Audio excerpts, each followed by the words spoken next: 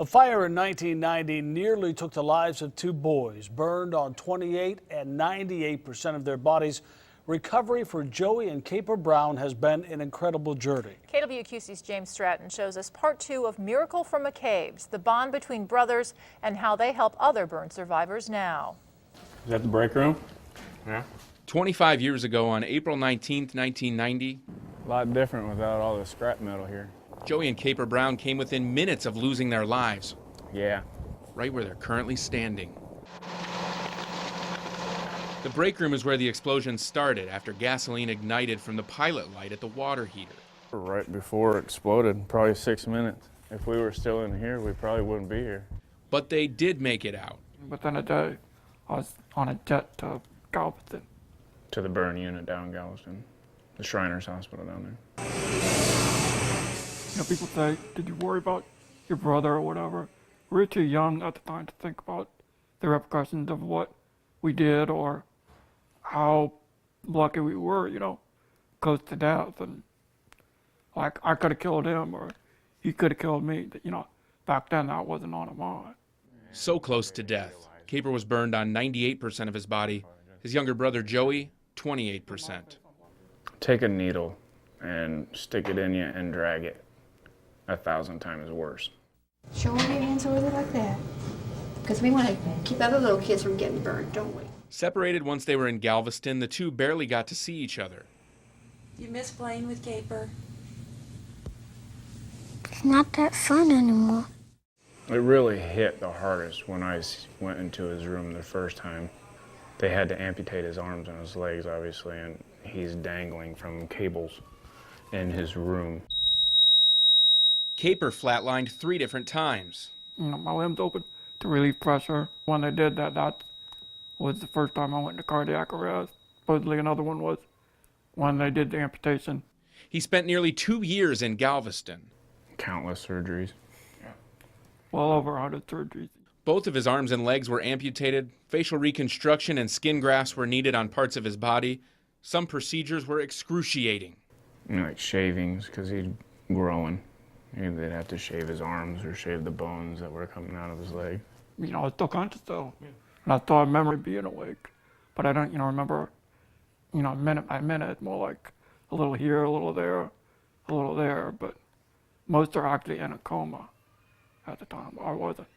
What he endured was experimental. His doctor told KWQC in 1990 that he wasn't sure how Caper's life would be. It all depends. We will only find out, you know, what's the quality of life as we go more and more and we learn more about.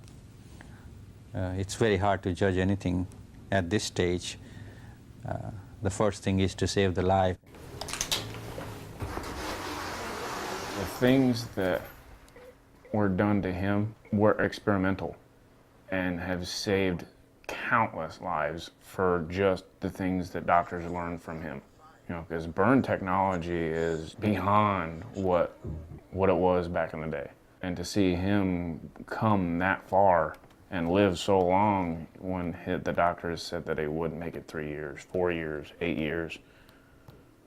He's 36. You know what I mean? So it's mind-blowing, and that's why they call him the Miracle Boy. Simple as that. Yeah, I mean, I thought I'm even still here now. I mean, even years ago, they said, you know, you've been living on borrowed time. For the last 15 years, the two brothers have helped each other recover.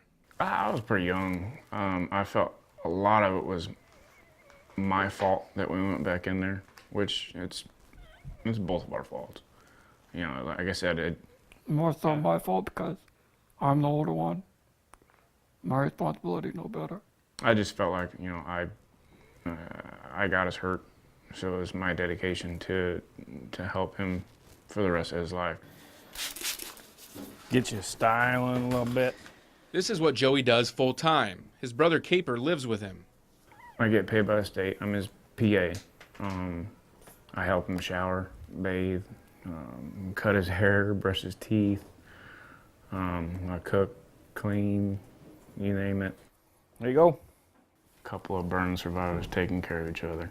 Even though he doesn't do anything physically for me, it's the mental part. When you're burned, healing process does not end. You're dealing with it every day. You're dealing with the stairs, you're dealing with your medical care, you're dealing with your emotional attitude. Let's do it. Yep. So many aspects that people do not see. The two help each other recover, but they also share their story with others. It's all about saving lives. For non-burn survivors, it's basically teaching them, don't make the mistakes we did. And then for burn survivors, it's showing them that we were burned, but we're still going. They've shared their message all over the country, attending different camps for burn survivors. It's Kathy and Mary and Dottie. We just try to spread it as far as we can. You know what I mean? Even, like I said, turn the negative into a positive. That's the only way you can look at it. Turning the explosion that nearly took their lives into a story to help save others. I know everything happens for a reason. For us to help fire prevention and help kids from getting burned. I don't know what I'd do without him. I really don't know. He's a good brother. We've been through thick and thin together. But like I said, I wouldn't change it for the world. Reporting in Galesburg with photojournalist Mike Ortiz, I'm James Stratton, KWQC-TV 6 News. Amazing story. Caper and Joey Brown attend a camp for burn survivors called Camp I Am Me, where they share their story to survivors like them.